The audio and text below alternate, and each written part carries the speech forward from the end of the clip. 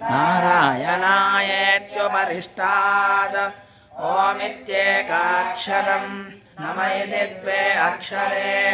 नारायणायेति पञ्चाक्षराणि एतद्वै नारायणस्याष्टाक्षरम् पदम् यो वै नारायणस्याष्टाक्षरम् पदमध्येते अनवब्रुवः सर्वमायुरेते विन्दते प्राजापत्यम् राजस्वोदङ्गोपत्यम् ततो मृतत्वमश्नुते ततो मृतत्वमश्नुत इति य एवम् वेद एतत्सामवेदशिरो योऽधीते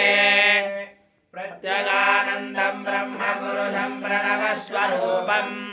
अकारमुकारमकार इति प्राणेकदासमभरन्तदेतदोमिति